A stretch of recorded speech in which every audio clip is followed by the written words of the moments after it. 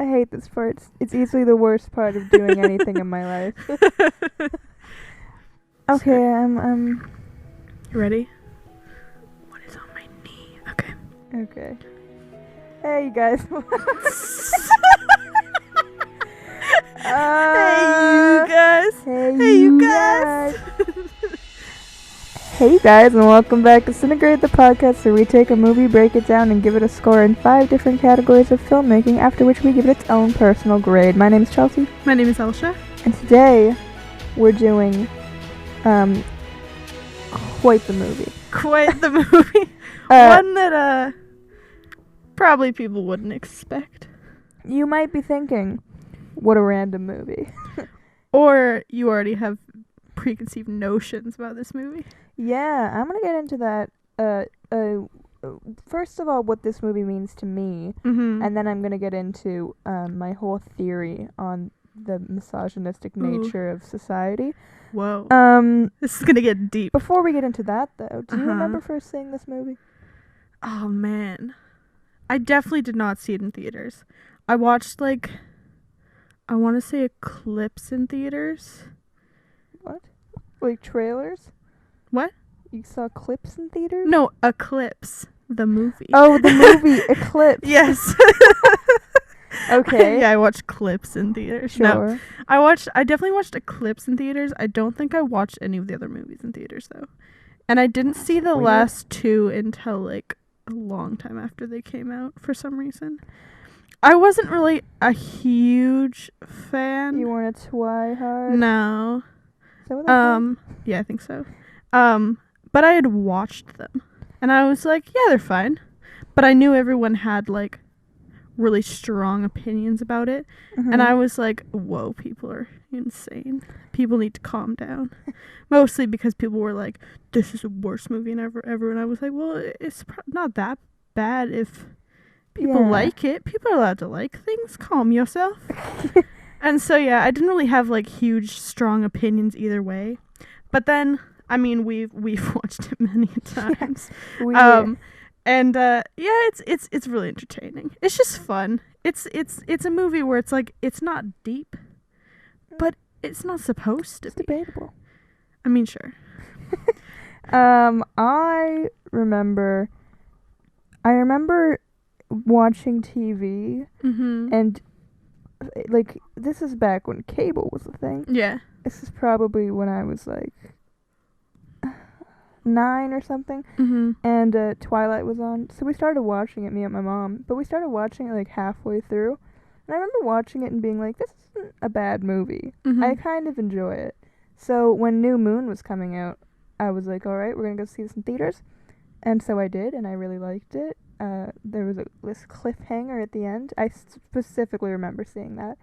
And then we decided to get all the books. I'm not super into reading, though, so my mom read all the books. I think my mom had also, maybe she'd read all the books. She really loved Twilight. It's an interesting dynamic. And I was like, how and I'll get into it later, but how this sort of franchise gets really into, moms love it. Yeah. It's really weird. When did the first movie come out? 2008.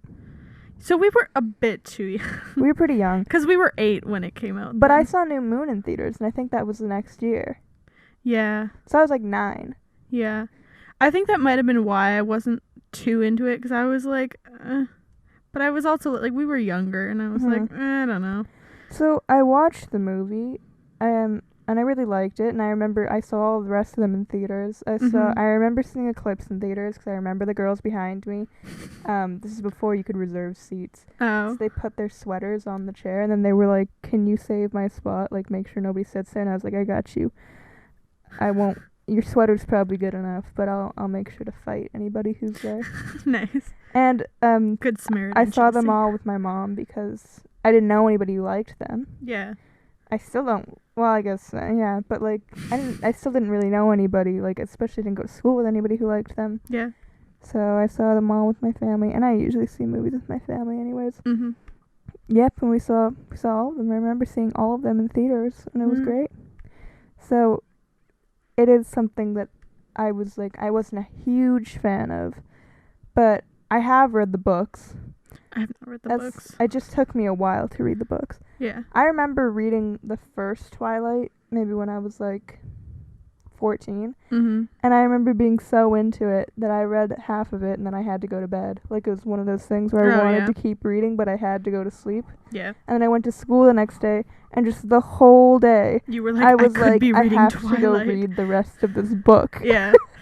Which is like, I don't know if it's necessarily a well-written book, but it was so romantic. It was like reading fan fiction. Yeah. And we all know how much I love my fan fiction. So I was like living through these books, and the one thing I want to say about it, I guess now I'll bring it up. Uh-huh. Well, first of all, I think we want to kind of judge this somewhat objectively. Yeah. Again, like, I don't think you can really be that objective about art, because if you like it, you like it. Yeah. But this movie gets an immense amount of hate for what I think is no reason. Yeah, and I agree with that. Like, it was a big deal at the time. Especially towards the actors, specifically. Yeah.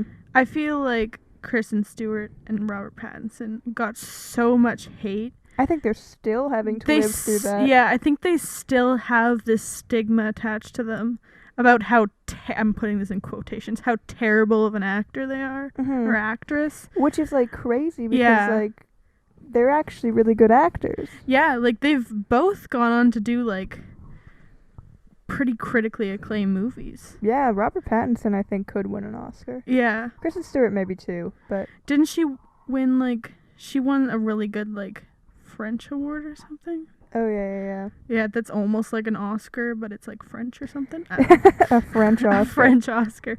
Like, they've both done really good stuff since then. Yeah. But they have this weird stigma attached to it that Kristen Stewart has no personality. Yeah. And he's like, I mean, he is kind of crazy, but he's great.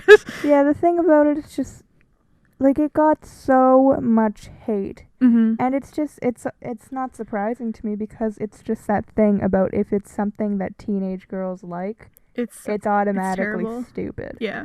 And it's like I was reading in this article, it's thinly veiled misogyny. Mm-hmm. And it'll happen with anything. It happened with Justin Bieber, like One Direction, probably happened with the Beatles. Mm-hmm. You know, I was reading some early reviews of the Beatles a couple days ago, and they were all like, "Oh, it's just teenage dumbness. They're never gonna last. In a few years, you won't even know who they are." And it's like, well, look at where we are now. Well, you were wrong. And it's like all these kind of things that it's like, if it's made for the teenage demographic, specifically for women, then it's automatically not good. Yeah. And I think it's so stupid, because you have all these people who haven't even seen the movie, and they're all like, well, it's dumb, it's about glittery vampires. Yeah. And it's like, I mean, my point isn't that you have to love Twilight. No. You can hate it. You can hate the acting, and you can hate the story, and you can hate everything about it, but you have to have watched it. Yeah. I think have the thing that is, opinion. yeah, you have to have seen something to have an opinion about it. Mm-hmm. Saying, like, oh, this sucks, but have not seen it, it's just throwing fuel into the fire of other people hating something and just wanting to agree with them. Yeah, it's just hopping on the bandwagon of hate. Yeah. So... people need to calm down. It's just to make those people who like it feel like they are, for some reason, not valid in liking it. And, like, they don't have an opinion, like, a valid opinion. Like, it's just not fair. And it's like, I don't know if this kind of thing happens with stuff that teenage boys like. I don't think it... Definitely not to the same extent, because you can never, because I don't think girls care enough to, like, outwardly go and hate on it so much. I think I don't know, it might be because teenage girls generally tend to be more outward about things they like. Yeah. So because of that, everyone knows that they like think it. They're like crazy. So they think they're crazy. Yeah. Even though guys 100% do that with other things. Well, yeah, but like... But they're just not as what's something teenage boys like? Sports. Video games. I mean, I like video games, but like... Oh yeah, that's another thing. Like, you don't have to be a girl to like Twilight. Yeah. perfect example. Last year at Res. Oh yeah, we met a guy who was like, that's an argument I had with this other person, who I won't say their name. You know who they are though. Okay. Anyways, I had an argument with this guy. Yeah, I do. You said argument, and I was like, I know exactly who you're talking about. I had an argument with him about the movie because I said, I like Twilight. I don't think it's a bad movie. And you have lots of people who are like, I like Twilight. I know it's a bad movie, but I mean, it's like a guilty pleasure. And I'm like, well, if you like it, then why is it bad? Yeah. And I'm like, I just don't understand this whole thing of like, what is bad about it? It's the same kind of thing of people being like, I like something and someone else doesn't like it, and therefore, like, some people, if someone they know doesn't like it, they'll be like, oh, I guess I don't like it. Yeah, it's like sort of shames you into saying I don't enjoy it. But it's like, if you enjoy it, that's your thing. And that's fine. Like, there's other people that have the same opinion as you, and there's a ton of people that also don't have the same opinion as you, and that's fine. I don't like the idea of having a guilty pleasure, because I don't think you should be guilty about your pleasures. Yeah. Unless enjoy it's something. like a unless it's harmful weird. thing. Yeah, unless it's like actually doing bad, then maybe you need to go get some help. But if it's a guilty pleasure movie...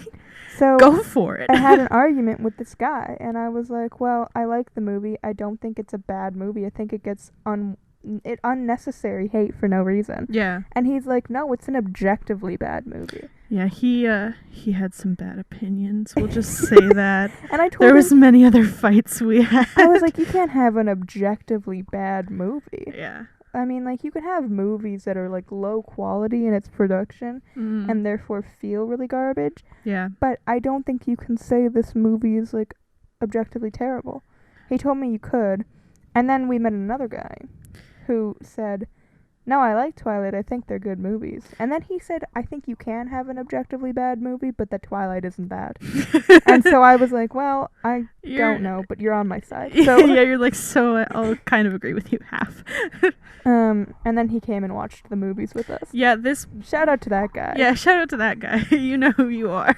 If you're listening, he's never going to listen to it.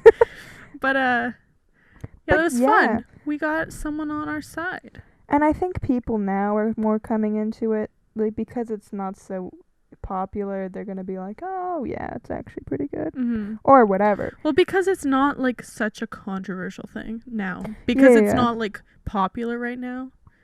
Yeah. People who liked it originally, they still like it, but it's not, like, a hot topic to talk about right now or to watch. So, like, if you watch it for the first time now, you're gonna like it if you like it, and you're not gonna like it if what you do you don't. think the Twilight of now is? Like, the thing we all hate on because teenage girls love it. Ooh. Would it be TikTok? Thing is, TikTok's... It's weird because, like, it's not the platform. Yeah. It's... Because the thing is, the platform itself is fine. It's just that the content that's, like, catered to... I don't know. It's hard to explain. Like, there's, like, Vine-like and, like, normal kind of things on TikTok that are fine. Yeah. But then there's the, like, weird, like, we're just gonna do a dance and everyone's gonna do the same thing stuff. That's more of, like, a TikTok thing. Yeah. That I personally find not funny at all. And very obnoxious. Yeah. But, I mean, I don't know. like, that's not the I don't know. We're kind of, like, newly removed from teenagehood. Yeah. Like, we're not really at that age anymore where that's, like, we're not in high school. So, but we're still pretty young. Yeah. So, I don't know what it would be now, and maybe it's still happening, but my point is, you should watch things before you have an opinion on it. And you should make your opinion your own. Yeah, watch things that you want to watch, and... that's it. And you can even say you don't want to watch Twilight. That's fine. Yeah. But if you're going to say that, then you can't go around saying that it's a terrible garbage movie that has nothing good about it ever. Yeah. You know? It's just, it depends on how you go about it. Yep. Alright, so I'm going to give you some pre-production. Nice. It was adapted from a book by the same name by Stephanie Meyer. Mm-hmm. Those are pretty big books, I think. Yeah, those had like big followings, midnight releases. They were kind of like Harry Potter and that kind of realm of fame. They started development in 2004. I think that's the same year the book was released, but with Paramount. But it was vastly different. Bella was like a star athlete, and it was basically like not even the book. They could have. They said they could have put a different name, and nobody would have ever made the connection. But I don't think Stephanie Meyer liked that. So Summit took it up in 2007, and they got director Catherine Hardwicke. Nice. Who I think is really, I like her. I was watching some behind the scenes stuff, and she just seemed really passionate about it. That's good. Yeah. We love some good. She seems cool. Screenplay is written by Melissa Rosenberg. They said that they wanted to make it as close to the book as they could. So I admire that. Yeah, so they had a bunch of they really had a lot of collaboration with the author, which I think is good. I think a lot of the times you have books and people will be like, "Oh, they left out this scene," and I'm like, "Well, books are long. Yeah, you can't put everything in the movie." Thing is, there's some people that are super crazy about like the book was better, and like sure. Yeah, but books have a lot more. But also books, they're so much longer, and also it's a different medium. Yeah. Like, you can't put so many details about, like, I don't know. Like books have really specific small details that it just doesn't translate into a movie or a TV show very well. Or you can't do it. You can't have that much exposition in a movie because you don't have all the between the lines. Yeah, exactly. That you can express that. So I admire movies and directors that work with the original source material and are able to kind of pick out the things that are necessary and the things that aren't. Yeah. To tell the same story and do it well. So. You know what I always hate about book people? What? I always got told when I was in school, all the book people were like, you have to read the book before you see the movie. Yeah. And I'm always like, why? And they can never answer that question. Yeah. They're always just like, because you do. And I feel like whenever I said why, they would always be like, well, because the book's better. And if you like the movie more, then like you're going to have a different opinion about the book. And I'm like, that makes no sense. That's stupid. Yeah. Yeah, like I just don't understand why it makes any difference. In fact, I would rather watch the movie because when I read the book first and I imagine what it looks like, it's different in the movie and it makes me mad. Yeah. Because then I'm like, this person isn't at all what I imagined they'd look like. But when I watch the movie first and then I read the book, then I'm like, okay, this is what they look like. Yeah. I don't have to have that moment of being like, well, I don't. Like, oh, it doesn't look like how I thought it would. And I think some people do Yeah. like the idea of being like, oh no, then I can imagine my own world. And I'm like, but why would you want that? Because now when you look at the movie, it's different. Yeah. I just don't like that. I don't understand. The same thing happened to me with like Divergent. I had watched the movie and then read all the books. But then once I got to the movie like number 2, it was different because they went to a new place and it didn't look the same. Yeah. So I was like, I hate this. So I think those people need to reevaluate why they think it's so important and then give me a real answer about it. Yeah. Maybe there's a good reason, but I've never heard it. Yeah, I haven't either. So anyways, they did try really hard to make it pretty much the same. And I think they did a good job. I've read the books. Yeah, I have not, but I haven't heard that people are mad about how they translated it. I mean, really. there is more information in the books, and I think it does help to know that information, and they might not really express it in the movies, but you can still watch the movies and be fine. Yeah. So they shot in Oregon. Yeah. But then later moved to Vancouver. And movie number 2 to 5, I think, all were shot here. In fact, we could go visit the Cullen House. We could. I don't know where it is. But we could. And it had a budget of $37 million. So that's pretty good for like... It's not a low budget movie, but it is kind of an indie movie. Yeah, I was going to say, that's a pretty good budget for like a pretty much indie movie. The first movie was pretty like... It is an indie movie. Yeah, actually. The first movie was an indie movie. I think so. What's the definition of an indie movie? Independent? Yeah. But does that mean it has to be... I don't know. I think a studio that's... I don't know. I don't know. It wasn't supposed to be like a big blockbuster movie, though. No, but the books were so popular that I think they knew they were probably going to make more. Yeah. But I don't know. think that they knew that, like, it was going to be as big as it was. Yeah. It's always interesting to see, like, behind the scenes stuff of things where people obviously don't know that it's going to be huge. Yeah, and then... Yeah. Yeah. Like, my mind goes to... We're back to Star Wars. They never knew doing the first movie that it was going to be as big as it was. And they all kind of thought it was going to be this dumb script. Like, nobody was really excited on that set. Mm-hmm. But then it became a huge thing. Breakfast Club 2 was kind of like that. Yeah, they all just were like, I had no idea it would become a cultural thing. Well. And so, I'm sure on the first set, I think I saw an interview or like a quote from one of the actors. They said it was like summer camp. Because like they could just go out and do whatever they wanted. Nobody knew who they were. And they got so famous. It's interesting to always look at stuff like that before it became really famous. Yeah, before anyone knew who any of these people were. Yeah. I don't think any of them were really famous. Yeah. Let's get into the categories. Nice. Okay, so we'll go through each category in regards to story, character, visual, editing, music, and societal impact, and we'll give it a score out of 10 for each category. We will then combine those scores to give us a score out of 20 for each round, giving us an even grade out of 100 at the end. Afterwards, the film will have a chance to win up to 3 bonus points in the bonus best round. So round 1 story score, scoring based on writing and plot. Okay.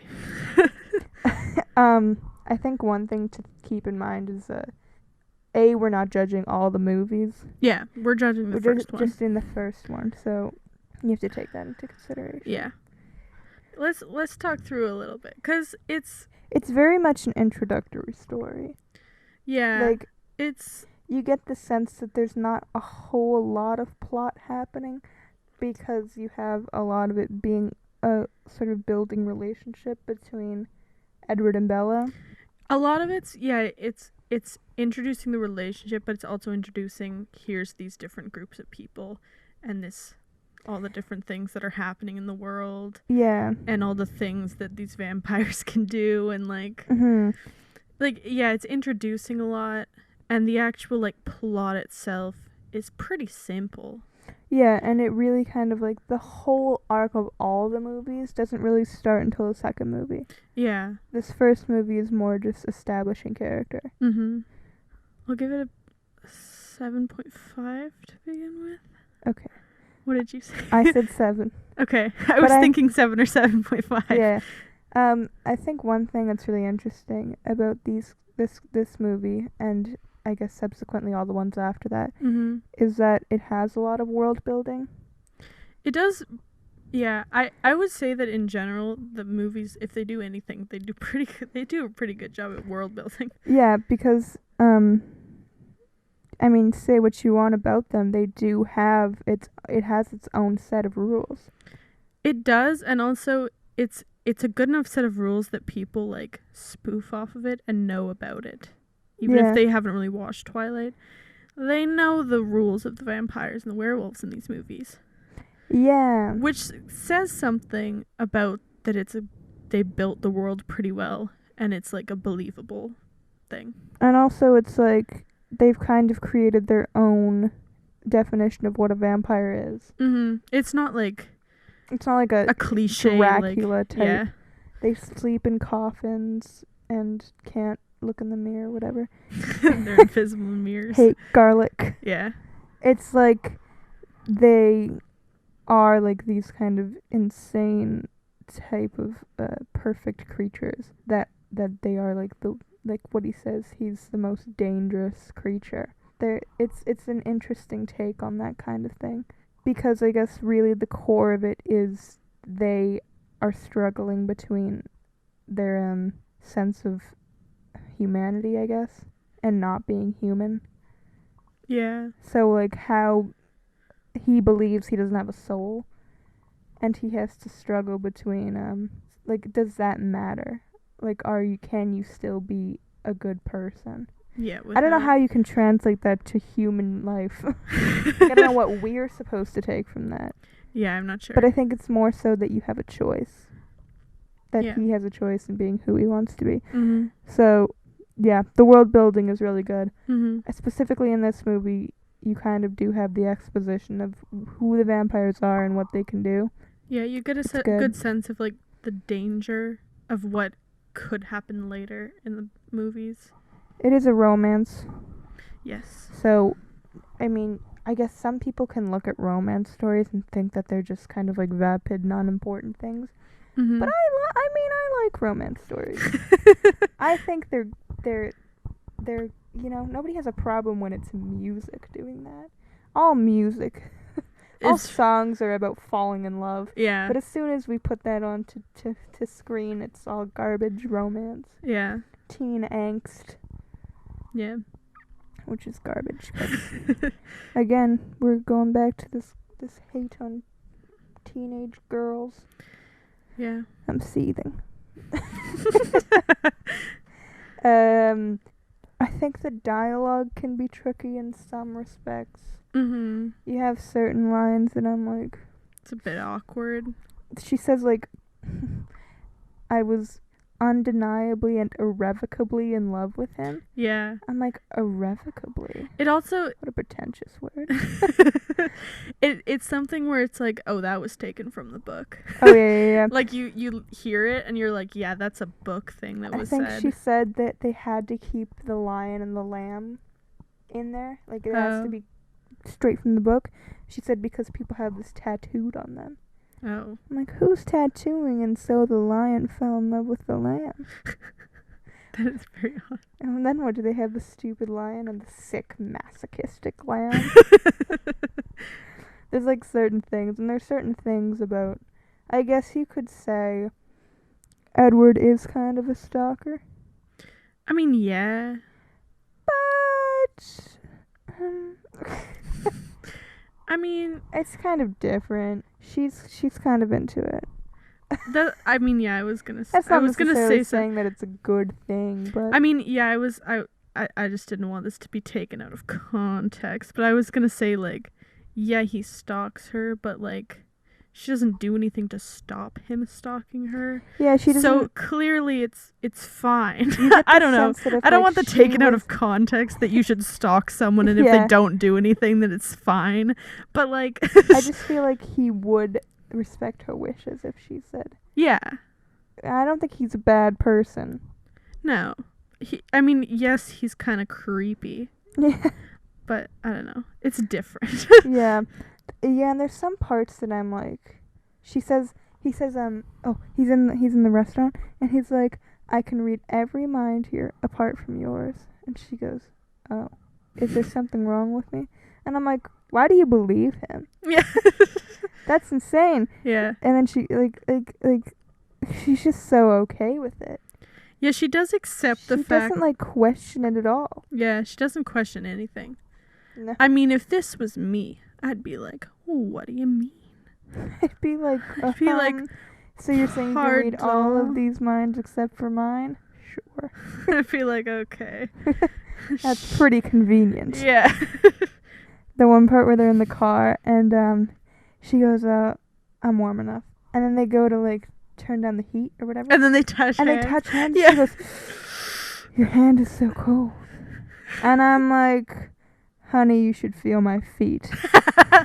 Oh, I'm like, what? Chelsea's saying this, she's completely right. I have ice cold feet all the time. Does that make me a vampire? She's just so thrown by the fact that his hand is so cold. And like, why is it so weird that his hand is cold? Yeah. Actually, don't. I'm not going to finish that sentence. What? I was going to say try touching Chelsea's feet, but that's just weird. Yeah, good luck. Good luck trying to find me. But I think they're okay right now. Good for your feet. They don't feel super cold. But they are very cold. One of my favorite pastimes is to go up to people and be like, want to feel my... Okay, don't do this with everybody. Want to feel my feet, and then I just touch my leg with their... Yeah. Touch their leg with my foot. If you're sitting on a couch with Chelsea... It's more so people I know really well. one time we were sharing a bed. Yeah, and then you were like, my feet are really cold, and then you stuck your foot on my leg, and I was like, ah! It was really cold. It was like an ice cube, and I was like, what's happening? And then I was like, you have a problem. So then I was trying to warm your feet, because I was like, you were dying. Yeah, but that's like just normal. But that's beside I have notoriously cold feet. And she was thrown by that. She was more thrown by the fact that his hand was cold than the fact that he told her he could read minds. Yeah. Or the fact that he said I like watching you sleep. Yeah, and she wasn't thrown by that. Okay. I mean, even after she realizes that he's a vampire, she's not thrown, but she's like, oh, you're cold? What? I tell you what, I think she figures it out a bit too fast. Yeah? If it weren't for Jacob, she might never know. That's true. Do you think he'd tell her? I mean, if he was really that into her, maybe. Yeah, like how long could they go before she figures it out? I mean, eventually she'd be like, I want to meet. Legends book that really makes her know. Yeah, I mean, if they started dating without knowing, she would eventually be like, hey, can I come to your family's house? And then they'd be like, whoa, this is weird. And then probably she would figure something out. I mean, it's just a house. Well, yeah, but her family's kind of He doesn't have a bed, though. Yeah. That's a bit No suspicious. bed? Bit suspicious. Yeah. Which I will say, it's weird that they don't have beds. I know that they don't sleep, but like, isn't it nice to lie down on a bed still? I don't think that they feel like they have but to. But if you're lounging around, like they sit down, they lounge. I guess so. And it would be nice to lounge in a bed. And if having a bed is the one thing that would make them look more normal if someone comes over, just get a bed and lounge on it. He buys a bed for her when she comes over that one night in Eclipse. Yeah. But still, I'm just saying, if I was a vampire in these movies, I would have a bed. Just saying. So, I mean, yeah, there's a couple plot holes in certain places. Mm-hmm. I don't really know if I would say there is much of a plot in this movie. There really isn't. It's just kind of, she finds out, and then they're like, oh no, these people are after you, and then they stop them. Kind of. Kind of, yeah. Kind of. The villains aren't really villains. That's really the whole plot. Yeah. And then there's just a lot of world building. Just an interesting story structure. Mm-hmm. But I think it's an enjoyable story. Yeah. The plot doesn't really start until like pretty far into the movie. I guess originally it's sort of she has to figure out who he is, like what's up with him. Mm-hmm. And then after that, it's just, I guess it does sort of work as like the beginning part of an overarching story. Mm-hmm. So, I think it's a good introduction. Yeah, I think it is too. You want to say anything else about it? I think we've touched on everything. Okay, so what are you gonna say? I think I'll go 7. I think I'll keep it at a 7. Yeah. I don't think there's anything too crazy happening here. Yeah. It might get higher if it had more story to it. Yeah. If it wasn't so much of like a world building kind of thing, it might get higher. But yeah. Yeah, I think it does. It does well in its place of being a world building kind of starting of a franchise movie. Yeah. So yeah. So 2 7s gives us a 14. Nice. Okay, moving on to round 2, character count, scoring based on character development and relationships. Well, keep in mind, we are still only doing the first movie. I don't know if we'll ever do the rest of them. It'd be a lot. But for now, we're only going to talk about the first movie. Their relationship's pretty, like, it doesn't get very far in the first. The relationship? I mean, kind of. They kind of fall deeply in love. Well, okay. She's, like, pretty much ready to become a vampire for him. by the end of the first movie? Yeah, for sure. They're basically talking about marriage. In the sense of, like, not necessarily that they are going to get married, but they talk about spending the rest of their lives together. That's true. Kind of. They don't really learn that much about each other. I mean, you could say that, but they do have a lot of scenes where they're talking and we can't hear them. Okay. Do you know what I mean? Well, I do. But, like, from watching it Tell you what, I can give you a couple of them. They have the one after their weird kiss where they're just talking on her bed, and they show it in different, like, angles. They do So a little obviously there's a lot of time that they're talking about. Uh-huh. And then there's the time when they're in the trees and they're just talking 80 feet in the air or whatever. Yeah, of course. So. Yeah. They're also in the meadow a lot. Mm-hmm. So I don't know. I mean, maybe they don't know anything about each other, but... I mean, I'm not saying they know nothing about each other. I'm just saying, like, later in... I know we're not talking about the other movies, but, like, later they learn a lot more about each other. So I'm just saying, from only looking at the first movie, there's not too much of a, like... I don't know how to explain it. Do you have an initial score? 7.5 again. I also said 7.5. Wow. Oh, look at us. We're always on the same level. We're always in sync. Okay. We'll go character by character, but okay. I just want to start off by saying this score would be a lot lower if Jacob had a bigger part in it. Yeah. Because I'm in the camp that, for me, Jacob is probably pretty high on my list of top 10 worst characters in cinema history.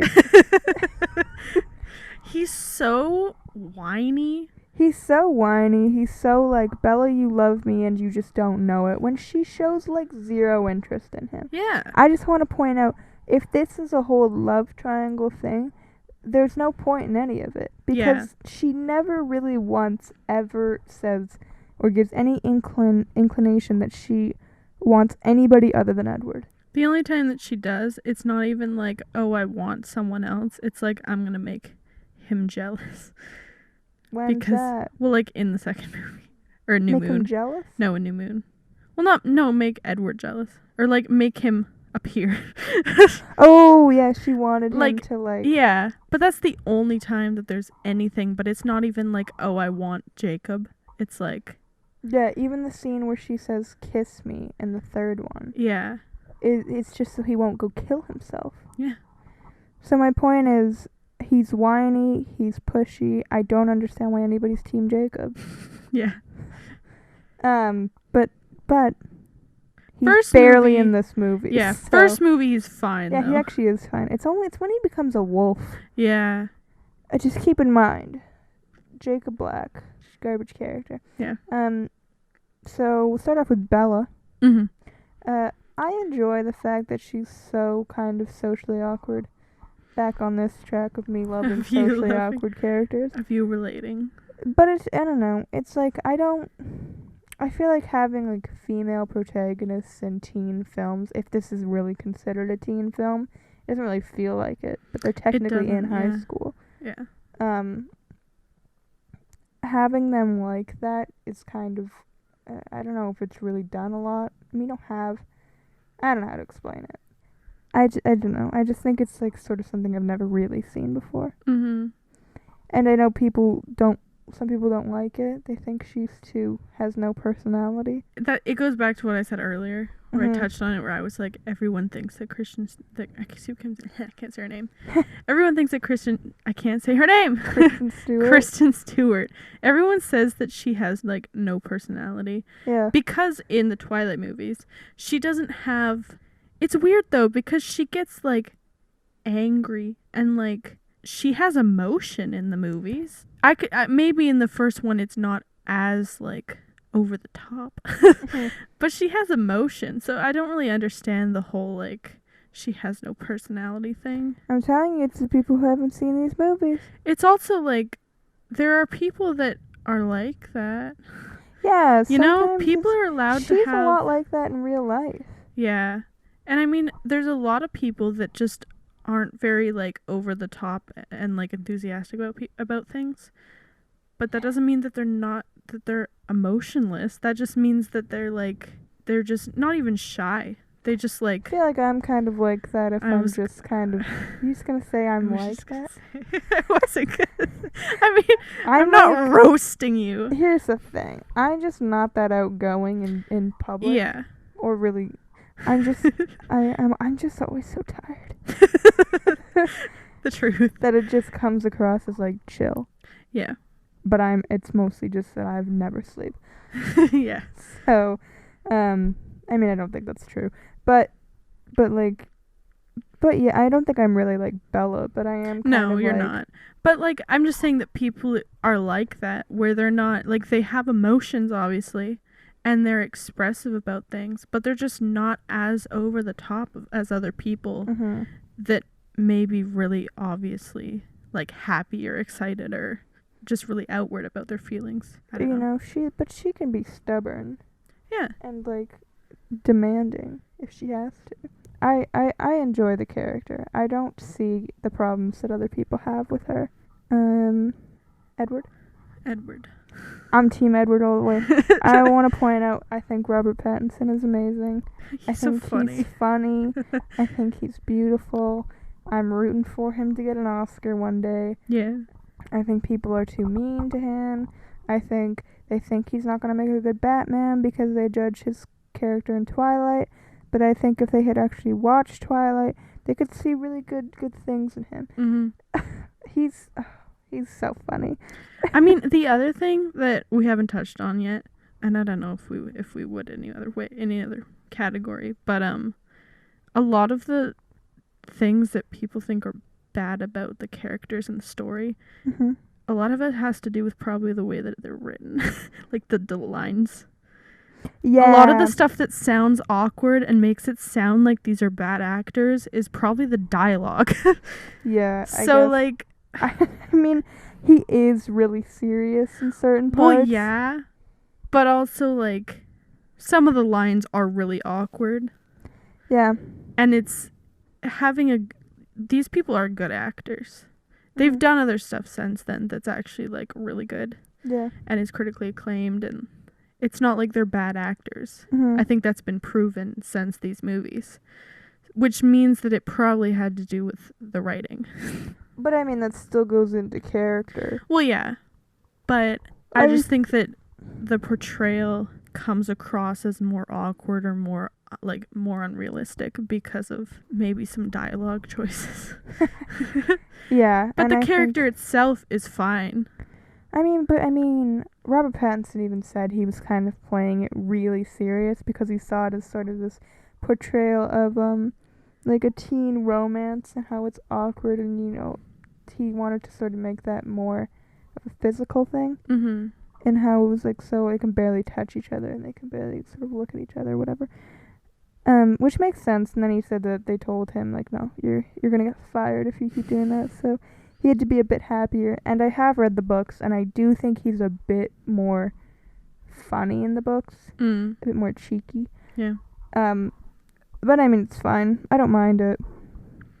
Yeah. I like his character. And I was reading a thing about how, I was talking to you about it earlier, about how they say this relationship is kind of like abusive. Mm-hmm. Which I don't really know how. Well, first of all, they said physically abusive. Yeah. Which I don't understand. Yeah. And then mentally, I guess it is kind of weird in that they are so into each other that they're willing to, like, basically give up their lives. I mean, I think the only reason that people are saying that is because of, like, the stalkery things at the beginning, that maybe they're like, oh, he's manipulating her to, like, I don't know, do what he wants or something. But I don't really see that happening. I feel like he is pretty, like, much of, like, a sort of gentleman. Mm-hmm. Like, he respects her wishes. Yeah. I mean, in this movie particularly, he is kind of creepy. Yeah. But she's into it. That doesn't mean you should be creepy. No. But read the room. Yeah, read the room. Like, if you're doing something and she's very visibly not having it. Yeah, maybe stop. Yeah, maybe don't. It's an interesting character because, I mean, again, we're only really trying to go by the first movie. Yeah. But, he definitely hates who he is because he's a vampire. Yeah.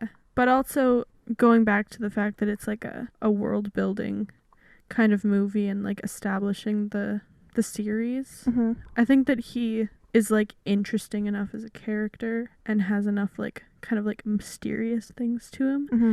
that it's believable that she's, like, intrigued by him and that she's I would like, be into him too. I mean, yeah. Are you kidding me? I will say his hair is outrageous. Yeah, in this what movie. is happening? It's too poofy. It's too much going on. It's good in the rest of them. He looks pretty good in New Moon, even though he's not in it for that long. Yeah. I enjoy the struggle that Edward has between believing that he's sort of an evil monster undeserving of love, and then having to realize that he can't stay away from her. Yeah. So I think it's a good relationship. I don't know, maybe it is abusive in some way, but I can't see what that is. Yeah, I can't really either. And it's got to be like a subtle subconscious thing, if it is anything. Yeah. So I don't know. I don't know if it's really affecting anybody. I don't know. So anyways, Jacob barely in it, so I don't think we really need to talk about him. He's barely in it. He's actually kind of tolerable in the first movie, though. Just as, like, touching on it super quickly. Yeah. He doesn't really do very much, so he doesn't do anything that makes me not like him. Yeah, it's just... Except for his hair. Okay, the wig. Yeah, that's unfortunate. Yeah. The Cullen clan. Yeah. So we got Carlisle, Esme, Rosalie, Emmett, Alice, and Jasper. Mm-hmm. I think it's a good introduction. You don't really learn anything about them until Eclipse. That's more when you get into their backstories. Mm-hmm. But you do get a sense of... You get a good sense of that each character's very different. Yes. And you kind of get what kind of characters they are pretty quickly. And you do have a sort of introduction of the powers. I mean, you have that with Edward, but also Alice and her being able to see a future. Mm-hmm. That's an interesting sort of written thing. Mm-hmm. That is added into these things, that they have special powers. And you sort of learn, you only learn it from the books, that it's like, it has to do with some sort of thing that you could do when you were human. Mm. So like Edward has always been really good at reading people, mm-hmm. so that's why he can read minds. Huh. And Alice was always kind of psychic in some way. Mm-hmm. So that's why she can see the future more now. It's more so that it like is just more exaggerated when you become a vampire. Like an exaggerated trait that you already had kind of thing. Mm-hmm. But then there's the ones that don't have any powers. They all kind of have something, actually. Okay. Going into the books. Yeah. Carlisle is like really compassionate. Mm-hmm. To the point where it's like extra. Oh. Like he has just a very... Great. He has extra compassion instead of psychic abilities. What a great superpower. Jasper can actually change people's moods. Ooh. Which they kind of touch on in New Moon. They mm-hmm. mention it briefly. Emmett's like really strong. Yeah. Like more... I guess that's not like a power, but like... I mean like Edward's faster than the rest of them. Mm-hmm. I don't think Rosalie and Esme can do anything, actually. There we go. So maybe they don't all have powers, but a lot of them have powers that you just don't know about. Yeah. But I like the family dynamic. I think Carlisle's like top tier dad. Yeah. And Charlie. Mm-hmm. He's also top tier dad. Mm-hmm. I don't know if we can really talk about him that much, but... Yeah, he's not really that big of a part. But I think that the Cullen clan they're introduced very quickly, but effectively. Like, you understand each of these characters. Yeah, you get a good sense of their powers and what kind of roles they each have within the family. Yeah, and that'll become bigger in the next movies. So I think it's introduced pretty well. We also have the villains. Mm-hmm. James, Victoria, and Laurent. Yes. Who... James dies. Yeah. But that sets up the rest of the conflict that will come in the next two movies. Mm-hmm. It's important to introduce it in this movie. I think that, like, they could be stronger they aren't really in it that much. Yeah. Because their conflict doesn't really drive the plot. Yeah. So, like, they're just kind of, like, okay. They were never really characters that I was like, I don't really care about them at all. Not because they're the villains, but just because I was like, they're not very interesting. Laurent's pretty useless. Yeah. And Victoria's just kind of there. Like, but she becomes like the main sort of type of thing they have to run from in the next two movies. I mean, yeah, but also they don't really reveal very much about her, especially in the first movie. She's really just a plot device. Yeah, in the first movie she's really just a plot device, so it's just kind of meh. Yeah. Okay, so what's your score? I gave it 7.5 originally, right? Yeah. I think I'd leave it there. Yeah, I think I Yeah. like it. I like the dynamics and I like the sort of relationship. Mhm. So I would also stay at a 7.5. That's 15. My math is getting better.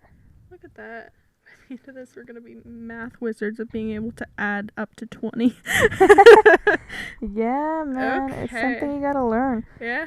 Okay, moving on to round 3, visual volume. Scoring based on visual elements such as cinematography, production design, and costuming. There are some cool moments for Yeah. the cinematography that I'm sure that we'll get into. Mm-hmm. 8 initially. I don't know. I'm just random. We'll start at an 8 and we'll see what A happens. 7, Okay. which is fine. Yeah.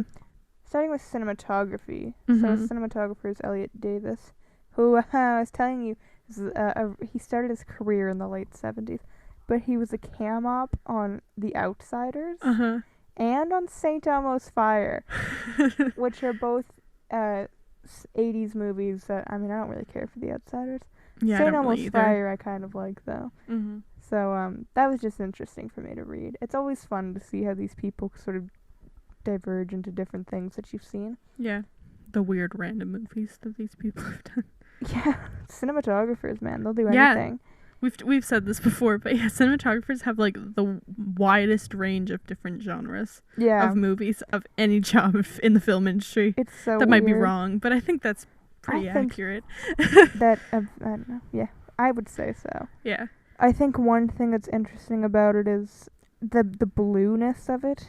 It's very noticeable, the sort of blue It is. filter, Yeah. because it's so different from the rest of the movies. It's so like not dark looking. It looks It's kind of moody. yeah. It does kind of have that teen angst feel to it. Mhm. And they completely abandon it for the rest of the movies. Which I like. I actually kind of like it. You don't like it? I think it's a bit too much. Yeah, I can see that. I think it kind of like accentuates the fact that it's angsty. Yeah.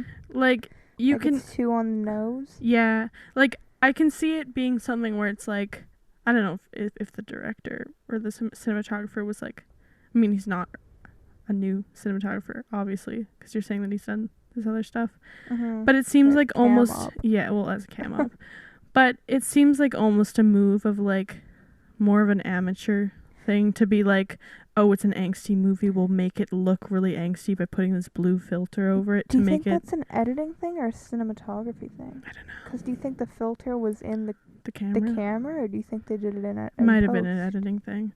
But either way, it's still the look of it.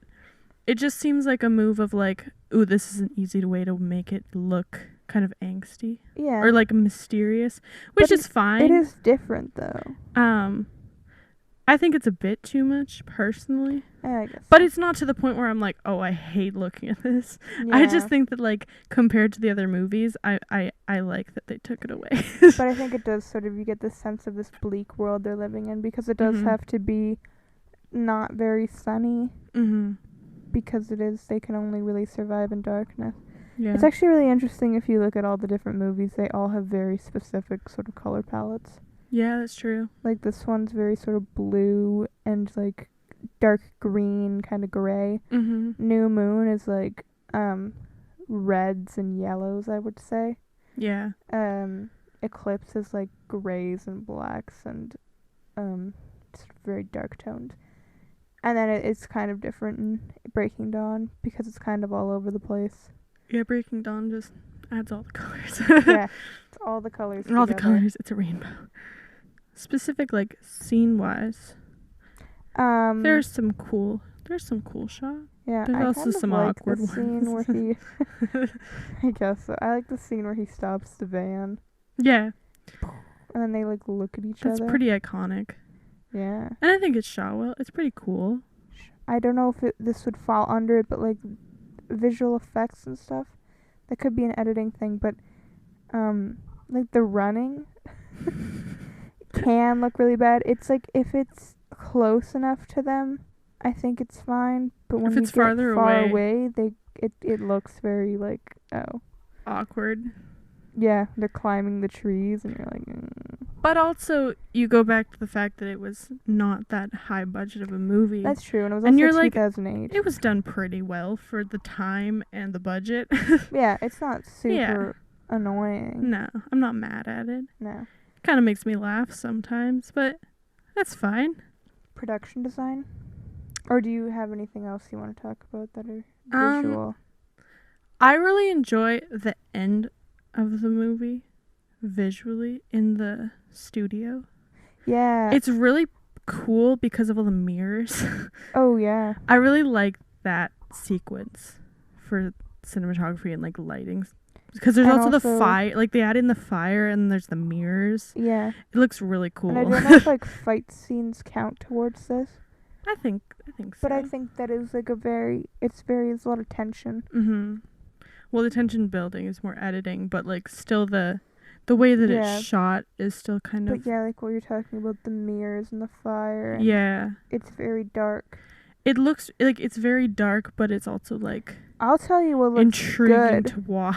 That prom scene. Yeah, I forgot about that. Yeah. Oh man. Yeah, that one's a prom that looks like that. Well, and also it's a nice departure because pretty much right before that, other than the hospital, is the studio. Yeah. So then you go from the studio where there's like mirrors, like broken mirrors and things on fire and blood everywhere, and then you go to this nice prom with all these like fairy lights and a gazebo. It's really cute. It's really cute, and I like that kind of contrast of like, hey, everything's fine now, let's dance. I'll tell you what else looks good. That house. Oh my god. If that isn't your dream house. That is legit my dream house. They have a lot of those houses in Vancouver here. It's kind of the Vancouver, like... The West Van. It's the West Van rich people have it's the West Van rich people it's style the house. Arthur Erickson house. And honestly, it's my favorite type of house. I love that type really of nice. house. It's like glass and wood. Yeah, anything like... Yeah, my dream house is like a lot of glass. Like windows. The light kind of like... I don't know what kind of wood it is, but it's like a lighter wood. Cedar. I don't know. I don't know if it's cedar. I actually wrote a paper about a guy. But you know what I'm talking. It's the like guy who designed these houses. Yeah. Yeah, I love him. I love those type of houses, but that's beside the point. That guy was interesting because he was talking about how lots of architects in Vancouver are super boring because they don't try to do anything cool. Mm-hmm. But now everyone does that. Well, now he's the one who designed those type of houses. Well, yeah, but now it's like the thing to do. I love that guy. I think he's so funny. He's just roasting Vancouver architects. But anyways, side note about those houses. Anyways, I love their house. It's my dream house. I love it. I mean, maybe we can get one. Maybe. Not now. They're expensive. Yeah, they're like, if we want to do that, we need at least like 10 million. No, 10? probably like 4. If you were gonna build that, I'm not gonna build one. Well, can't I just find one? Even buying it, you'd probably need like 3 or 4 million. Yeah, okay, I can. You can save up for that? Okay. I can find a way to get 3 mil. Okay. Please. Okay. Let me have free rent when you do that. Okay, fine. You don't want to go in on the mortgage with me? No, I'll go in the mortgage with you. Anyways. We'll talk about this later. Yes, that's all production design stuff. I like the sort of foresty vibe of it. Mm-hmm. I like the awkward. Well, it's not really that awkward, but the scene when is it right after she finds out that he's a vampire or whatever, and then they're beside the like log. Does he kiss her? Am I thinking of 2 different scenes? What's happening? I don't know. What are you talking about? They like, I think it's after she finds out. It's like I think he's showing her all the things he can do. He's like, you won't like me. I'm like evil or whatever. Not evil. As if you could outrun me. Yeah. And then he's like zooming around. As if you could fight me. And then doesn't he like don't they kiss or something? And then it pans up to the sky. Am I thinking of a different part? They don't kiss until they're in the bedroom, but there is the part where he's like, they're in between the rocks. And then he goes, the lion fell in love with the lamb. Maybe I'm thinking about that scene. I don't know. But they don't kiss. But they do close. Like talk between. Well, they're close, but they don't kiss. What do you mean? I I think I'm imagining two scenes. They don't kiss. Okay. They don't kiss until that bedroom scene. Okay. You don't believe me. No, I believe you. I'm trying to think of what scene I'm thinking about. I don't know what you're talking about. I'll find it later. What? Okay. There's a scene where they're like in the forest, and then it pans up to the sky, and I like that. Are they like in the meadow? No, they're beside like a tree. I think you're talking. I'm probably talking about the rock one. Yeah, the one where he goes. I could probably quote it for you. He's saying like. He's like, you have to tell me what you're thinking, and then she goes, now I'm afraid. He goes, good. She goes, I'm not afraid of you. I'm only afraid of losing you. I think you're gonna disappear, something like that. And welcome to the Chelsea Can Quote Any Movie podcast, where Chelsea quotes an entire movie.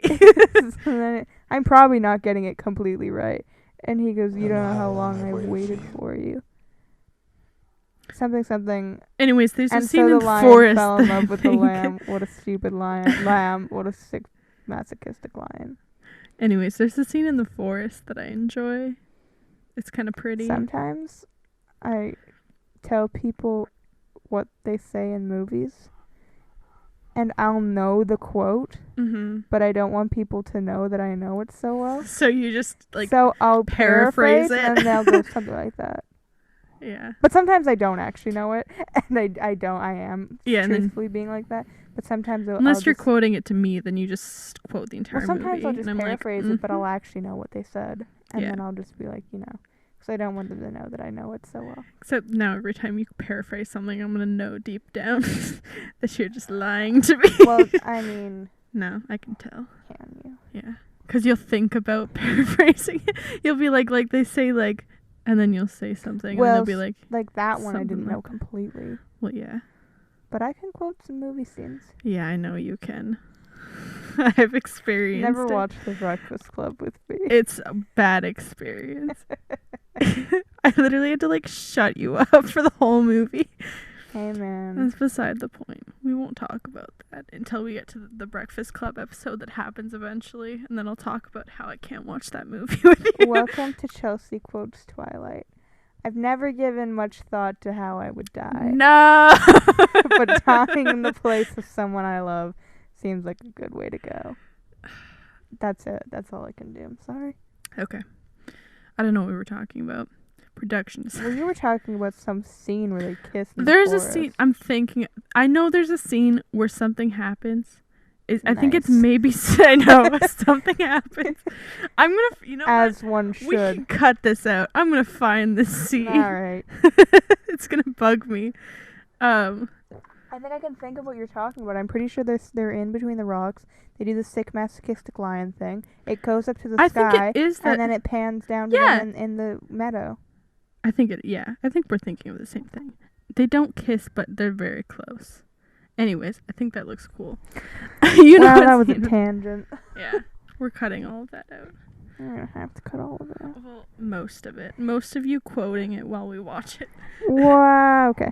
But why? Costuming's pretty normal. I enjoy his coat. Yeah. His jacket. Pea coat. It's a bit much. Yeah. But yeah, I mean it's a movie where the costuming is just teenage clothes. I have written in my notes, costuming for Edward can be pretty funny. Yeah, I mean the costumes are just teenage clothes, so it's just kind of like. I enjoy the beginning pannings over the forest. Yeah, I like that too. Those are always enjoyable in all these movies. The imagery with the deer. It's good stuff. Yep. Good stuff. I think that's about it. What are you going to do for your final score? I think I'd go 8. I think I'll go for a 7.5. Okay. Why am I being harder on this movie than you are? I don't know. I like this movie. Okay. 15.5 out of 20. Okay, that's a good 15.5 out of 20. We Nice. can deal with that. Round 4, editing enumeration. Scoring based on editing, music, and sound design. This is kind of where things change, I think. Is that right? Well, okay. What are your initial thoughts? Editing's always hard to talk about because we're not editors. No. We know how to edit. That's a bold statement. We know how to function in Avid. I think that means we know how to edit. People say Avid is really difficult. It's not. It's really just laying down scenes. Yeah, it's pretty. I think when you get more into like deeper, harder things, yeah, it's probably. But here's I've had to deal with being like, Avid. I wish it was Premiere Pro so much better. And then they're all like, 99.9% of things in the industry are edited on Avid. And they go, but Premiere Pro has a scissors button, so I can cut things. And I'm like, calm yourself. I'm pretty sure there's a command something for that. Yeah, probably. It's been a while since I've edited an Avid. Yeah, same.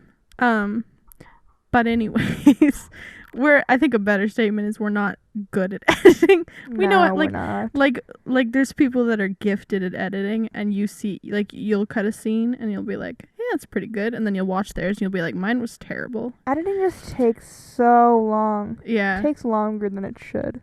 But anyways, my point is that it's hard for us to judge editing sometimes, unless it's like groundbreaking. Yeah. It's hard to kind of judge it. But I really enjoy the music in this movie. Yeah. I'll give it an 8 initially. I also gave it an 8. Nice. I'll start with the editing. The editor was Nancy Richardson. Mm-hmm. I think, well, for starters, you have that one thing that all the guys who hate Twilight always say, Twilight's garbage, but the baseball scene is super cool. Oh my god, I forgot the baseball scene. I don't know how I forgot that scene. That's like my favorite scene. Of course it is. It's just pretty iconic. The baseball scene's good. It is. Oh my god. And that's got to do something with editing. That's a cool shot too. We should probably mention, going back to cinematography, for like, every time she pitches, she throws that leg in the air. Yeah. And the camera does a kind of zoom. There's also like the lightning that hits, like, it's like obviously right when they hit it is really cool. Mm-hmm. But I think that sort of editing is really good. Yeah. Mixed with that music. Yeah.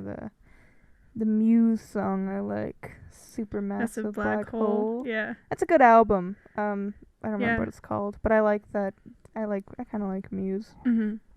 So yeah, that's a good scene. I think, again, the fight scenes are pretty good. The scene in the studio, I think that would have to do with editing. Yeah, fight scenes, I would imagine, are really hard to edit. Mm-hmm. Because I feel like it has to be quick enough that it makes it look realistic that they're fighting, because obviously they're not touching each other. Mm-hmm. When there's a fight scene, they're not actually fighting. So you have to cut it so that it looks like they're actually like fighting and it looks realistic. Yeah. So it needs to be like fast enough that it looks realistic, but not too fast that you don't actually understand even what's happening. Yeah. So I would imagine that cutting fight scenes would be really hard. Mm-hmm. And I think they're executed pretty well. It's interesting to watch the fight scenes. Yeah. It cuts back to also like her like dying in the corner, and then I like the use of seeing like them fighting in the background. Yeah. But focusing on her still. I find that really interesting, yeah. I also like they have like little montage parts, so you have the scene in the bedroom where they're talking and you get that sense of them sort of learning about each other. You also have the scene in the trees, which is really good, and we'll talk about the music for that in a second. Also, him playing the piano in that weird place. I don't know where they are. Somewhere in the house, there's like a weird room with only a piano. And then also her sort of, when she's dying or when he's sucking the poison out of her. There's kind of like a flashback. Yeah, that's sort of interesting flashback type thing. And I like all of those things. I think it's edited pretty well. It's nice like pacing for showing, for like the flashback especially, since we're talking about that. The pacing of showing each little flashback's pretty good, and it works with the music. Yeah. So going into music, the actual music is by Carter Burwell, and I like his piano piece. Oof. It's so good. It's prime. Oh my god. The Bella's Lullaby that plays when they're in the trees that Edward plays on the piano. It's so pretty. Yeah. And It's you can't just, find like- it on Spotify. I know. It's tragic. You can't find it anywhere. It's so annoying. You can only find badly out of tune You recordings. can only of learn it. how to play it and then do it for yourself. Yeah, except that'd be difficult. Yeah, you wouldn't get all the strings. No. So, he's pretty good. I think he got a few nominations, not like Oscars, but for certain indie things Mhm. for this movie. That's really good. You also have music supervisor Alexandra Petsavas. And another thing people talk about with this movie that they actually have in good light is like the soundtrack. Mhm. It's kind of become an iconic sort of indie thing. You sort of like, I don't know if to say the beginnings, but you have like Paramore becoming a big thing in it. Yeah. And then they used Muse and Linkin Park. They said because that's what Stephanie Meyer was listening to while she wrote it. Ooh. It's a good like use of alternative music. Yeah, I agree with that. I also And- think the score itself Yeah. has a nice, I mean, again, going back to like, it's kind of like a dark, and like the movie looks kind of like dark and angsty and brooding. Mhm. The music also kind of has like, it has like the like guitar kind of like, not even guitar, it's like a bass kind of like, I don't know what I'm talking For about. what? Like for the score, like the normal, like if they're walking and then there's the narration on top. Mhm. There's like the score in the background. It kind of like is also kind of angsty sounding. Yeah, I mean, I guess the whole sort of series has become a sort of angsty type thing. Mm-hmm. But I think that's okay. But it's not like annoying angsty. I can't talk. It's not like Yeah. annoying angsty. It's kind like, of like an addicting angst. yeah, it's like, ooh, I like this sound. But Yeah. I also like the song that Robert Pattinson wrote and sang yeah. for when she's dying and getting the poison sucked out of Mhm. her or whatever. Yeah. If you didn't know, that's Robert Pattinson. He's singing his heart out on it. Sounds really good. Yeah. So, yeah, I think it's an interesting thing that people look back on and they're like, no, these soundtracks are actually really good. Mm-hmm. And that sort of goes for all the rest of the movies. Yeah.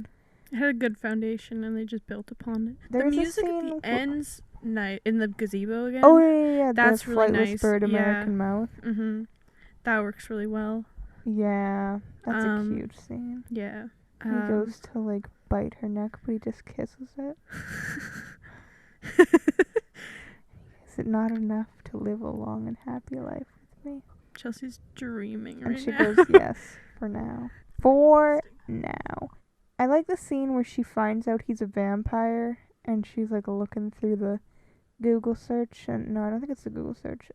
There's like it's a weird random search engine. Yeah, but Yeah. she's, like, speed and Yeah, I know what you're talking about.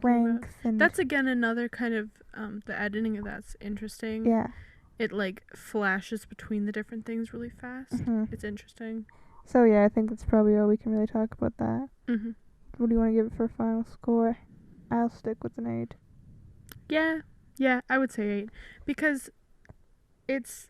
I feel like I think it's the solid. soundtrack's kind of iconic now. Yeah, and I think it's solid on editing and music. It's not like Yeah. the music's really good, but the editing's just kind of average. I think they both have just- something that you can. I don't see why people are always like, this is such a bad movie. When I look at stuff now, then I'm like, but all of this doesn't seem like it's nearly as good. Yeah, you look at the Netflix like Netflix teen teen dramas. movies. Oh my god, they and- make me want to die.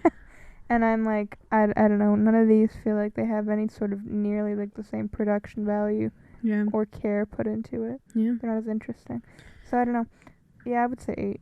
yeah. I'll stick with 8. Okay, so that'll give us a 16 out of 20. Okay, moving on to round 5, societal sum, scoring based on impact the film has on society and the industry. Okay, so this movie had a pretty big impact Yeah, this on society. For like it in a good sense and in a bad sense, meaning people not liking it and hating it in quotations so much. yeah. But even if they hated it, it had so much press. Everyone was talking about it. Yeah. Everyone was like, we can't wait for the next movie. Yeah. Even if we hate it, we can't wait for it. Uh-huh. So, and I mean, people still talk about it today. Mhm. people still have it as you said earlier, a guilty pleasure. Guilty pleasure garbage. Yeah. That's a pleasure for me. Yeah. I ain't guilty about nothing. Yeah.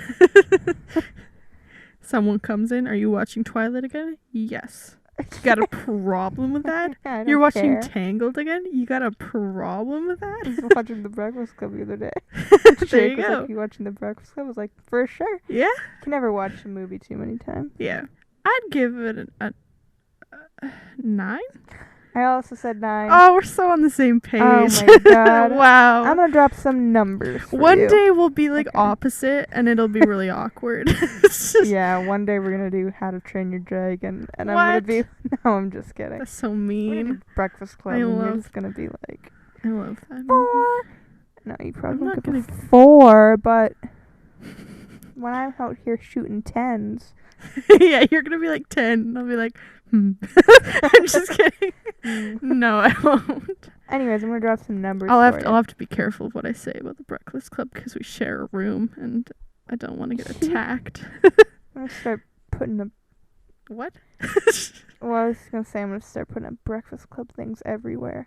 Like I already have a poster. Anyways, That's it. Anyways. I'm gonna drop some numbers on you. Mm-hmm. This movie made $7 million in ticket sales from the midnight showings alone. Wow. Making $35.7 million on its opening day, Uh-huh. and in total $392,616,625. Jesus. That's a lot of money. Its opening weekend was the highest gross ever of a female-directed film. Really? Yeah. Is it still? I don't know. It's a great question. Wonder Woman? Maybe. I don't know how much money that movie made. I think it made a good amount of money. I don't know. I think it was wildly popular. I think another thing this movie did was kind of like a big deal for fan culture. It's interesting because I feel like before Twilight, people didn't really have too much of a problem with fangirls very much.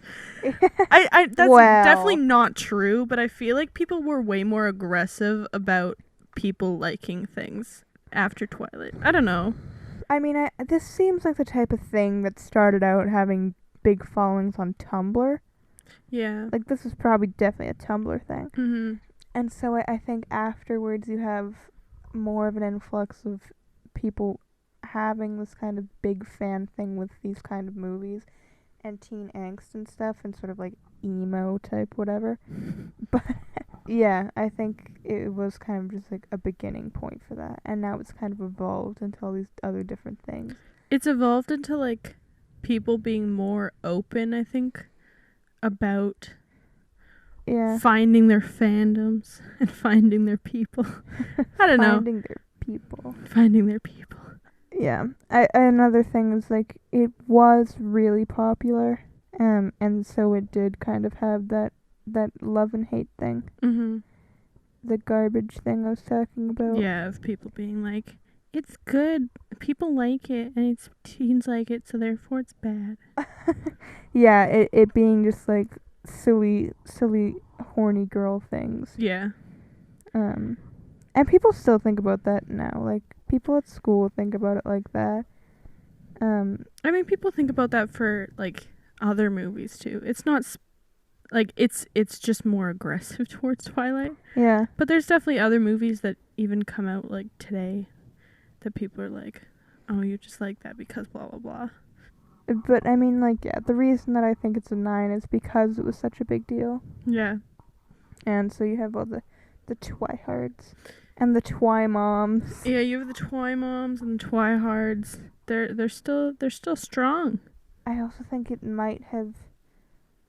A part of me feels like it was not this movie, but that the series sort of started the part 1 and part 2 of movies, of like franchises, which is a controversial thing now. Not controversial. But it's always like of the last movie. Yeah. Like Harry Potter, part 1, part 2, Deathly Hallows, Hunger Games, Mockingjay, part 1, part 2. Yeah. I'm sure Divergent. Did they even finish Divergent? Didn't they do like... Wasn't the last one not even in theaters or something? Well, because I think there's only 3 books. Yeah. Divergent, Insurgent, and Allegiant. Yeah. And they did Allegiant, but then they didn't finish it. Mm-hmm. I think. I don't think they finished it. They didn't finish it. I know they didn't I finish think it. they wanted to do part 1 and part 2, and then they did part 1, and everyone was like, this is trash. And then It was garbage. Yeah. I think that they did kind of, maybe they did pioneer the part 1, part 2. It's a very controversial thing because everyone gets annoyed by it being part 1 and part 2. You know what the problem is, though, is that this one made sense because Breaking Dawn is a huge book. Yeah, it is a very thick book. It's a large book, and Yeah. it is broken into parts in the book. Mm-hmm. It's off track, but I don't mind the last Harry Potter movies. Sure. I think it also kind of makes sense that it's split up. The first one's kind of boring because they're just camping, but like... I haven't seen those movies in a long time. Yeah, I know you don't know anything. I don't know anything about Harry Potter. It's been so long. But I actually kind of I like the last 2 movies. Uh-huh. So I think that it would have been really rushed if they did it as one. So I don't mind that one.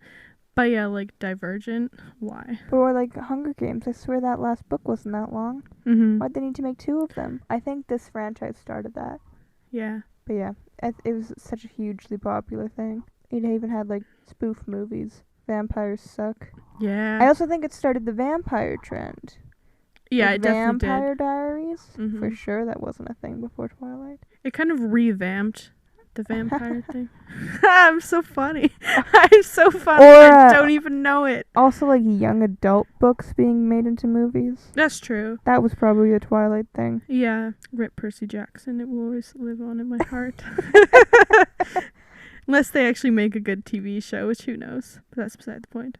My joke, they revamped. I didn't mean that to be a joke, but it is kind of. The idea of vampires, because it was like a new not design, but it was like a new kind of vampire.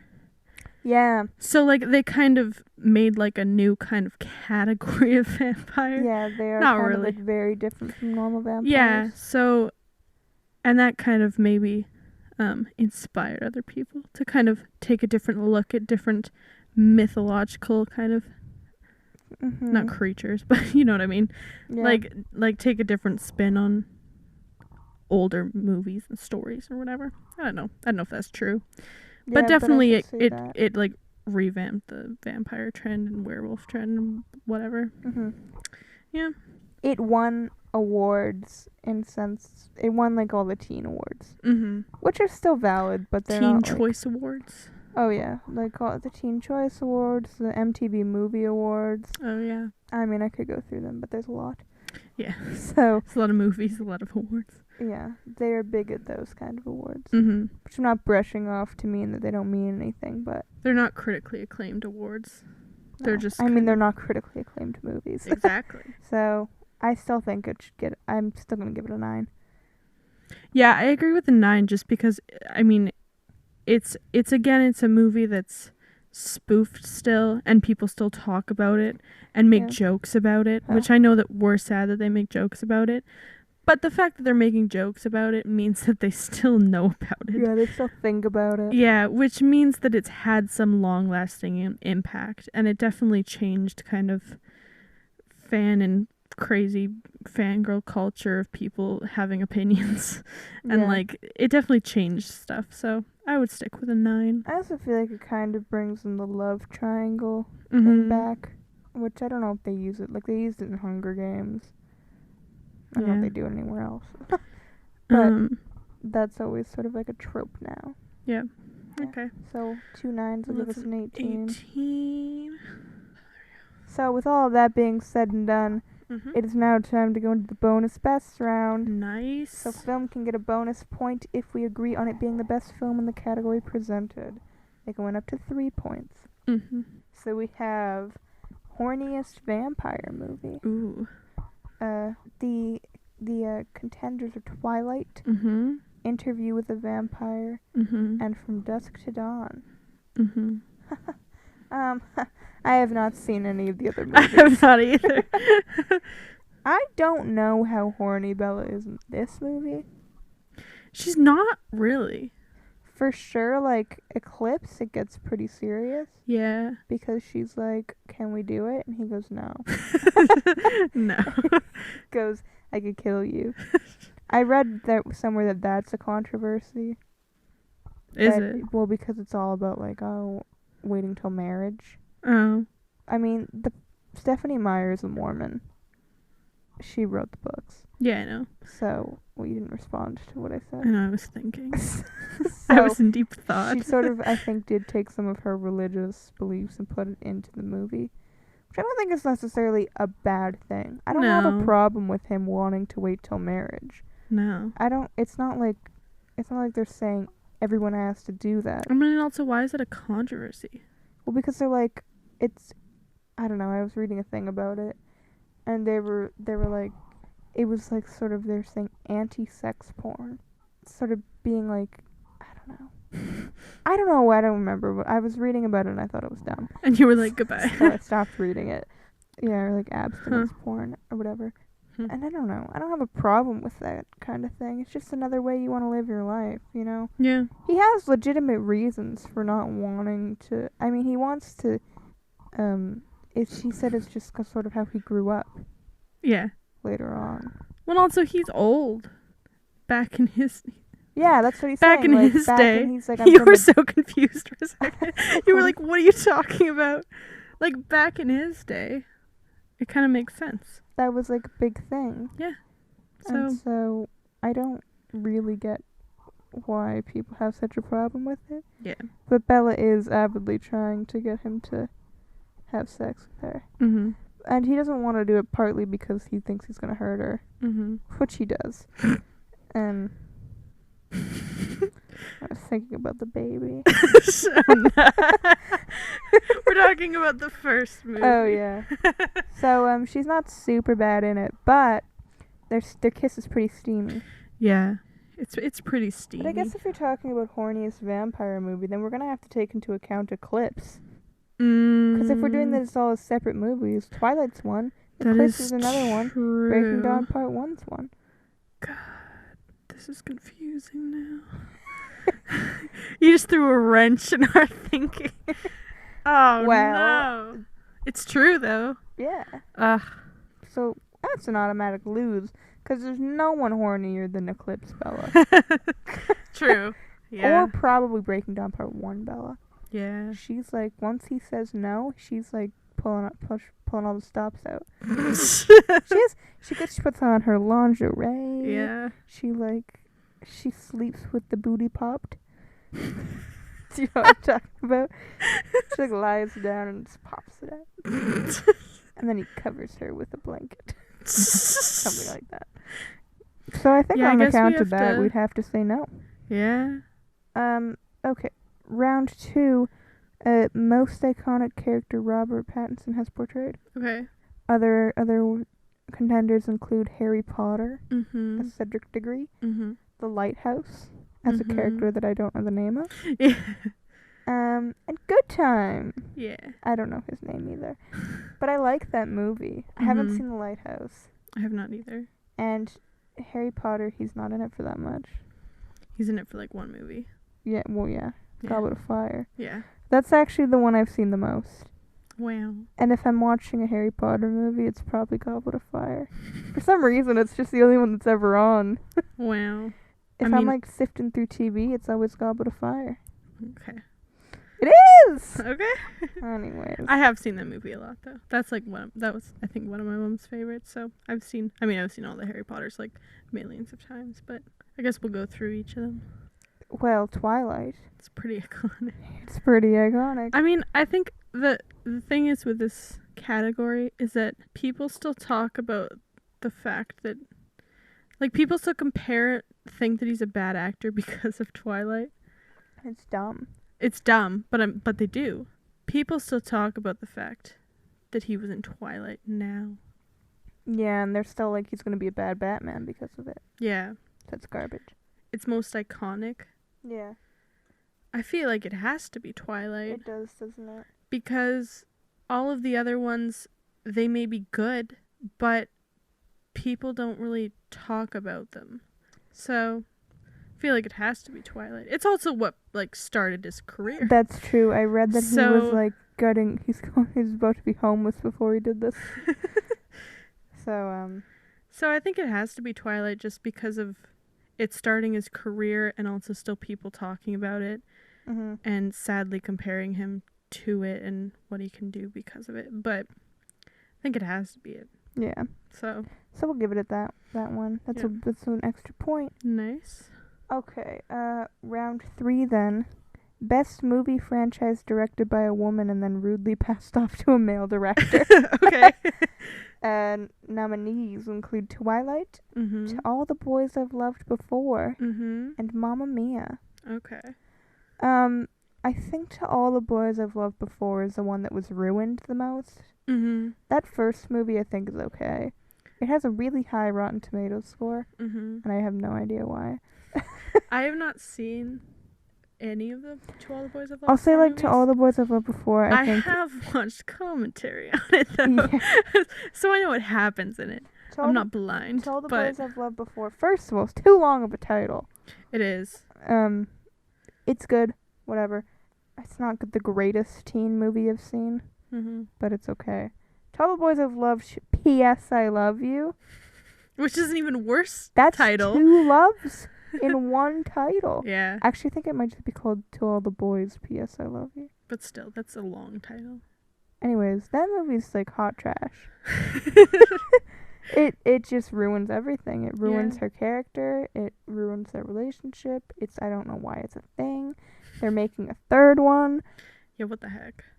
And I don't know if maybe it is because they moved to a Look, here's the thing. I don't know. We don't want to get all like social justice warrior and be like, they changed it from a woman to a man. I know that they said Catherine Hardwicke couldn't come back to do the second movie. I think she said she was busy. So take it for what it is. I don't know if they did it because it got super popular and then they gave it to a guy. But I mean, yeah, we can't speak on that front for this category. Like, I'll tell you what. I'd say New Moon is worse than Twilight. Oh yeah. But I think Eclipse is better. Yeah. And I think all the Breaking Dawns are also better. Which were those ones? They were all directed by guys. Yeah. Different guys. But, well, the last 2 were the same because they shot it together. Yeah. And then Mamma Mia. There was such a distance between those 2. Like Mamma Mia came out in like 2003 or something. And then the next one was like 2 years ago, I think. I think it was 2 years ago, yeah. Yeah. It's a hard cat. On the grounds of like it being ruined, I would say To All the Boys I've Loved Before is worse. Yeah, because Twilight still was fine. Yeah. Like it's not like after the first movie it was ruined and then it was forever terrible. The second movie may have been not as good. I think it's worse because of Jacob. Yeah. But that's like I don't think it really has anything to do with the director. No. Yeah, and Mamma Mia was fine. I liked the sequel. Yeah. I don't really remember it too much. I've only seen it once. Oh, I've seen it a couple times. But like it's not super memorable, but it also wasn't like I wasn't like, oh, this is terrible. But from what I've heard of To All the Boys I've Loved Before, the second one, it's absolutely terrible. It's really bad. So I think it has to go to that. I think we'd have to give it to that. Yeah. So I think with that all being said and done, we give it 1 bonus point. Nice. So now we will add up all of the scores. Now I will add it up twice to make sure that I added it out correctly. Okay. Okay, we have added up the scores. Yes, so our final score is 79.5. What? 79.5? Yeah. This has never happened before. What do you mean? What does that mean? Well, how am I supposed to give that a grade? Well, you gotta look it up. No, but it's like a B plus is 79. That's the cutoff, and an A minus is 80. Rip. So we rounding up or down? I think you usually round up. Right? All right. Okay. I guess that we're rounding that up to an 80% then. Okay. Which actually gives it an A minus. Yeah. Legit. Well, take that, freaking women haters. Take that. Yeah, come Take at that, us.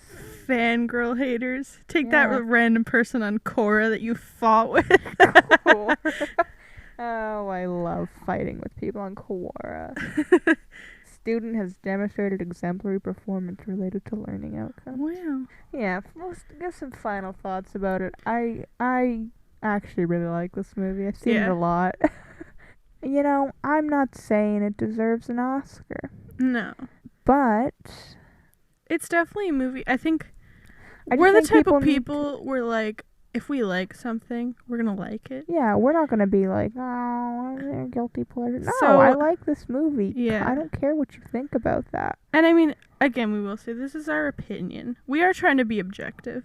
Like, obviously, we're saying this is a movie that we really like, and we didn't give it all 10s. No, so, like, we gave it kind of decently high. But like, it's just... I think it's a movie Again, I don't think you can be super objective about art. Yeah. Because, again, I can like the cinematography and think that the blue is interesting and good in like, relation to what it's trying to say. Mm-hmm. But then other people can be like, well, I think it's too much. I think it's too on the nose. Which and I then think it's like, who's right about it? Yeah, no one's right because it's objective. So that's what I'm saying is, like, these things are subjective. We can't be like, it is this or it is that. Mm-hmm. So, yeah. This is why, if you have a different opinion, we would love to hear your opinion and why. Like to hear that. Take the CineGrade test. We'll probably make one of those. Yeah, we'll make one of those. Yeah. If it's not out yet, we'll make it and we'll make one of those. We'll put it on our Instagram. We'll put it in a little one of those bubble highlight things. Yeah. Touch it there. Yeah. So yeah, I think it's a big movie. It is good for its time. Mm-hmm. I don't know if we'll ever have anything like it, but yeah, I think it was kind of like it was its own kind of genre of, like, it was I'm saying this in air quotes, it was a bad movie that everyone loved. Yeah. It was kind of like its own thing.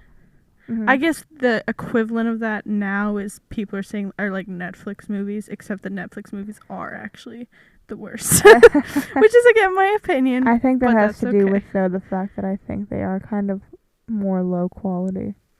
Yeah, you look at I think streaming services it's just that they're destroying. They're like, I think the problem with the Netflix stuff is that they're just made so rapidly and quickly. Yeah, that clearly like they're not. Over quality. Yeah, that clearly they're not putting the like. They'll be like the odd gem that they obviously put more time into, and you can tell, and it actually, like, does well. But you can tell that they put more time into it, and then everything else is just kind of like they're pumping out these movies because they're like, we gotta fill there's gotta be a new Netflix or whatever thing out every month. So, yeah, I think that's kind of the problem. Yeah. Which is not the case with this movie. This movie was just, they were like, people really like this book. So we're gonna make some money. I think people would like the movie, and people did. Yeah. And if you said the director was really passionate about it, great. She did, yeah. The director, she just seemed like all around like she actually cared about what she was doing. Yeah, so I appreciate that. Yeah. So, I think you should rewatch it if you like it. And if you like it, don't be ashamed. Yeah. You should never be ashamed. Anyways, so I think that's all.